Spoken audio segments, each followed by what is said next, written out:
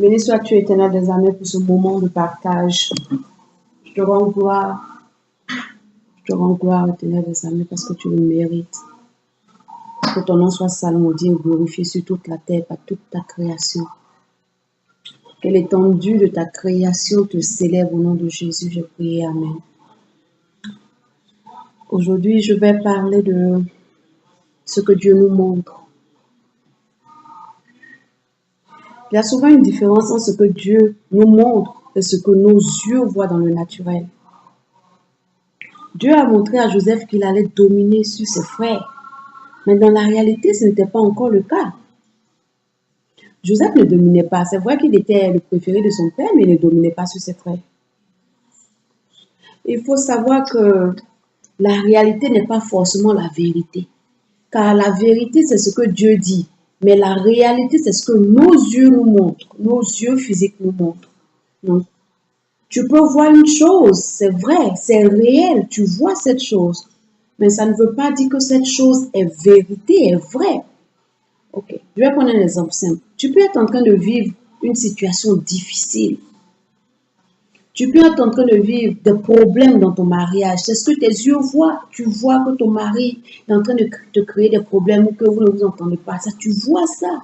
C'est physique, c'est réel, c'est la réalité. Mais dans la vérité, est-ce que c'est ce que Dieu a prévu pour ce mariage? Ou bien tu n'as pas d'enfant, tu n'enfantes pas. Ça, c'est la réalité. Mais comme dans le cas de Sarah, la vérité était que Dieu avait promis à Abraham, au travers de Sarah, un enfant. Peu importe ce que tes yeux voient, peu importe ce que tu vois, peu importe la situation que tu constates, quelle est la vérité? Quelle est la parole de Dieu concernant cette réalité? C'est à toi de déterminer si tu veux que la réalité devienne vérité dans ta vie. La réalité dépend des circonstances, mais la vérité dépend et est fondée sur la parole de Dieu. Elle ne change pas.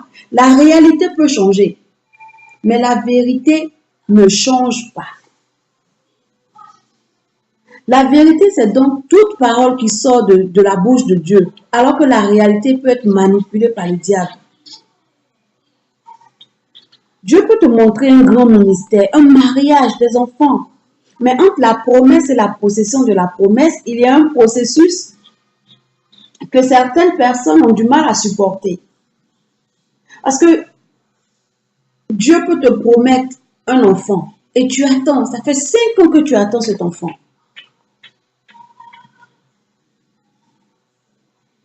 Le processus entre la promesse et la possession, c'est toi qui l'allonge. Ça dépend de toi. C'est à toi de décider comment tu veux vivre ta période d'attente. Si tu as envie d'attendre dans la douleur, si tu as envie d'attendre dans le souci, dans l'inquiétude, ça c'est ton choix. Dieu t'a promis un enfant, réjouis-toi malgré l'attente. C'est vrai que c'est pas évident, c'est vrai que c'est pas facile parce qu'on a tendance à se comparer aux autres, on a tendance à regarder aux autres.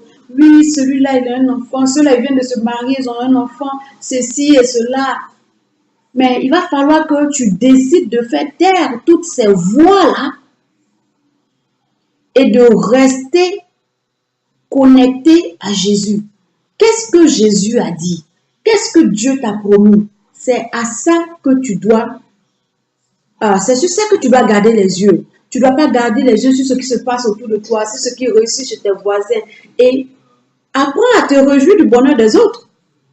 Et même s'ils viennent se marier, ça fait un mois qu'ils viennent se marier, qu'ils ont un enfant, quel est le problème? Ce n'est pas un problème. Est-ce que tu as forcément besoin de te comparer à ce cas-là, ce couple-là? Non. Ok, elle vient de sortir des bancs, elle a eu du boulot, toi tu cherches depuis longtemps, et alors quel est le problème? Réjouis-toi du bonheur des autres. Réjouis-toi du bonheur des autres. Donc comme je disais, le processus, la période d'attente, elle est complètement, c'est à nous de soit la faire basculer dans le négatif ou le positif. Pendant la période d'attente, rends gloire à Dieu, remercie l'Éternel pour ce qu'il a déjà fait. Parce que la Bible dit quoi? que tout ce que sa bouche dit, sa main l'accomplit. S'il a dit qu'il va te donner un enfant, s'il a dit qu'il va te trouver du boulot, s'il a dit que tu vas te marier, tu vas te marier, tu auras cet enfant, tu auras ce boulot. Et le fait est que tu as déjà toutes ces promesses-là dans le spirituel. C'est juste la matérialisation que tu attends. Alors si tu crois que Dieu est Dieu et qu'à lui rien n'est impossible, pourquoi tu paniques pendant la période d'attente? Il n'y a pas lieu de paniquer pendant que tu attends, parce que tu sais que c'est Dieu qui l'a dit et tu sais que ce Dieu-là, il est fidèle. Tu sais que c'est un Dieu de parole, c'est un Dieu qui ne ment pas. Il n'est pas un homme. Il n'y a point d'onde de variation pour lui. Il ne ment pas. Donc s'il a dit que tu auras un enfant, ce n'est pas un mensonge, peu importe le temps que ça prend. Tu peux ne pas comprendre pourquoi ça prend le temps, mais est-ce que ça change qui Dieu est? Non. Dieu reste Dieu. Il reste ce Dieu fidèle là. Il reste ce Dieu d'amour qui a de bonnes choses pour toi. Alors donc, quand Dieu te promet toutes ces choses et que tu ne les vois pas, c'est même pas une raison pour paniquer. C'est pas une raison de passer son temps à pleurer, de jouer les victimes. Il faut qu'on apprenne à sortir de cette mentalité de victime là. On est tout, oui, c'est à moi, je ne comprends pas pourquoi. Moi, quand c'est moi, ça ne marche jamais. C'est toujours moi ci, c'est toujours moi ça. Et alors, la Bible dit que tu ne seras jamais éprouvé au-delà de tes forces. Donc, si Dieu permet que tu traverses cela, c'est parce qu'il sait qu'il a mis en toi ce qu'il faut pour traverser cela. Ne t'arrête pas dans le désert, passer ton temps à regarder en Égypte pour dire, oh, mais en Égypte, au moins, je mangeais ceci, en Égypte, au moins, ceci, cela. Non. C'est un désert que tu dois absolument traverser pour arriver à Canaan. C'est la route pour arriver à Canaan. Tu dois passer par le désert.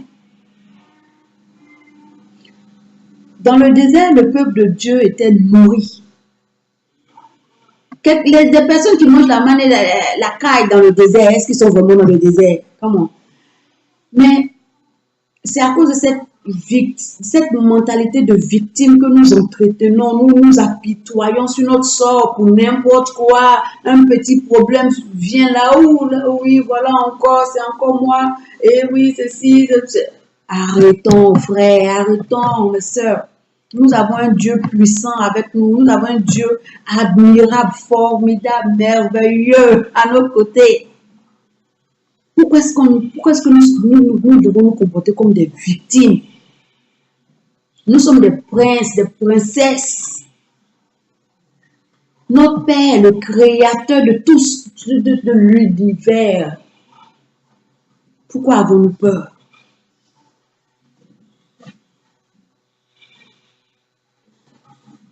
Joseph, malgré qu'en songe, il avait vu que son avenir allait être prometteur, il a été jeté dans un puits, il a été vendu, il a été accusé à tort, il a été jeté en prison. Mais à aucun moment, la Bible ne mentionne que Joseph était dans sa prison, en train de s'apitoyer sur son sort, il pleurait, il se lamentait. Mais Seigneur, tu m'as montré que j'allais être le leader, tu m'as montré que j'allais dominer, mais qu'est-ce qui se passe? Pourquoi actuellement je suis dominé?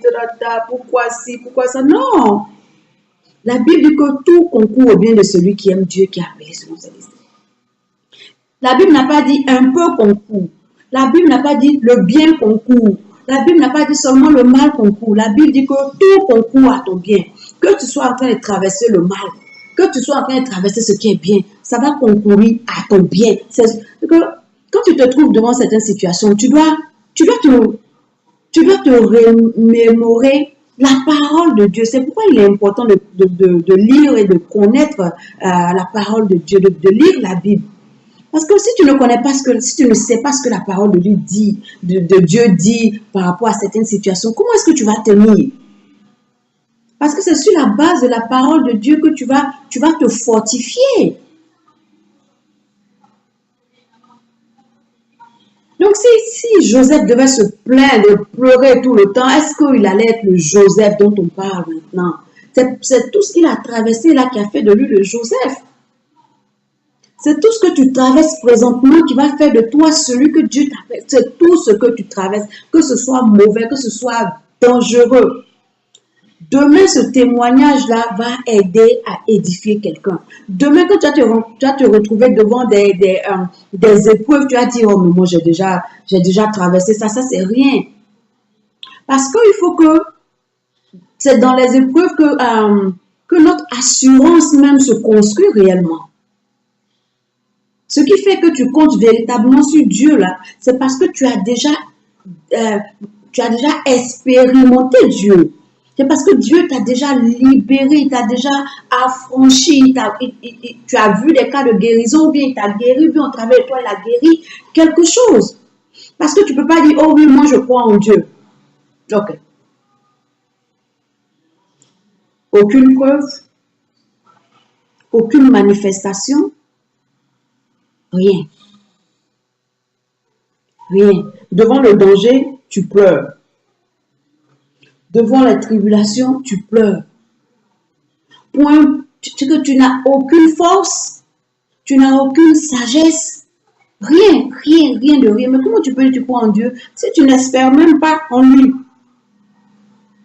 Le fait d'espérer est une démonstration de la présence de Dieu dans ta vie. Donc, revenons au cas de Joseph. Joseph n'a pas pleurniché, malgré qu'il était en prison, écoutez, il faisait toujours l'œuvre de Dieu, hein, il interprétait les songes, ci et ça. Partout où il passait, il avait toujours un bon témoignage.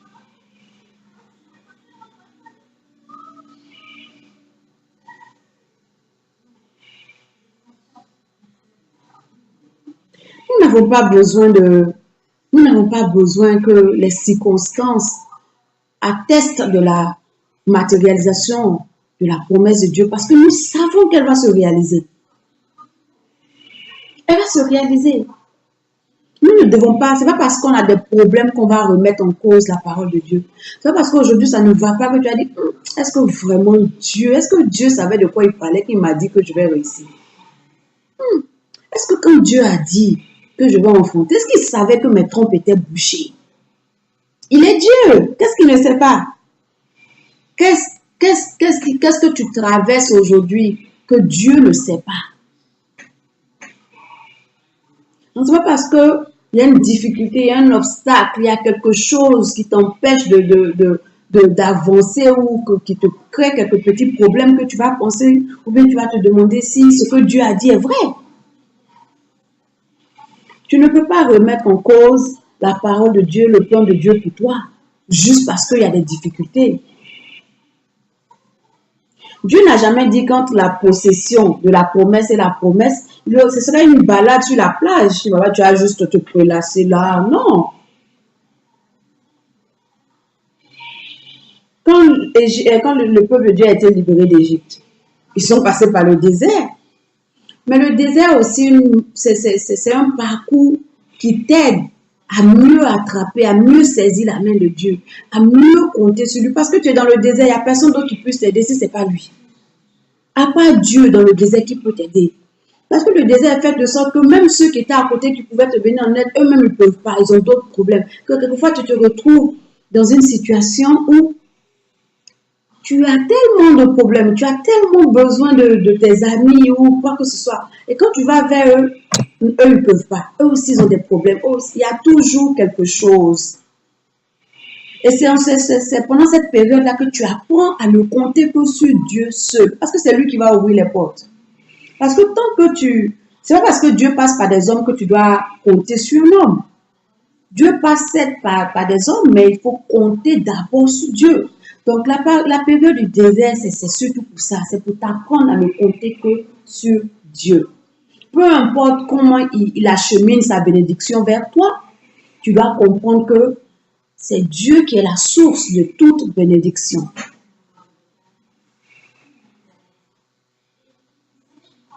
Et tu dois aussi savoir que ce que Dieu a dit sur ta vie, ce que Dieu a dit qu'il fera pour toi, il le fera, à moins que tu en décides autrement. Si tu veux véritablement de la bénédiction de Dieu, si tu veux le plan de Dieu dans ta vie, sois patient et laisse Dieu faire. Regarde Dieu travailler. si Dieu a décidé de te parler, de te montrer ce qu'il a pour toi, c'est de son propre gré, tu ne l'as pas obligé. Il te l'a montré pour que tu saches où il veut que tu arrives. Même si tu ne connais pas les détails sur le chemin pour arriver où tu vas. Quand il a dit à Abraham, lève-toi et va, il n'a pas dit lève-toi, tu passes ici, il dit lève-toi, va dans le pays que je te montrerai. Donc Abraham ne savait même pas encore où il partait. Mais Abraham s'est levé. Le plus important, c'est de croire que Dieu va t'envoyer à bon port. Il ne va pas te laisser. Il ne va pas te laisser en chemin. Il est fidèle. Ne doute pas de Dieu. Même si le plan de Dieu te paraît inaccessible, même s'il te paraît tellement grand, même si quelquefois tu vois ce que Dieu a dit, tu regardes, tu te fais une image de ce que Dieu a prévu pour toi, puis tu te demandes, mais est-ce que Dieu, est-ce qu'il sait vraiment qui je suis ou bien est-ce qu'il sait que je ne sais pas parler? Est-ce qu'il sait que si? Que toi-même, tu te fais déjà des obstacles. Mais Dieu a vu tout ça là. Il a vu tes défauts, tout ça. Il a tout vu. Et il a promis que c'est avec toi qu'il veut faire ça. Il dit c'est avec toi, il veut libérer son peuple. Il dit c'est avec toi, il veut délivrer si il veut. C'est avec toi, il veut faire ça. C'est avec toi. Donc, c'est à toi d'ouvrir tes yeux et de voir qui tu es selon la parole de Dieu. Parce que les épreuves, tant que tu vis, tu en rencontreras. Les tentations, les tribulations, ça fait partie de la vie. Qu'elle soit mondaine, chrétienne, ça fait partie de la vie.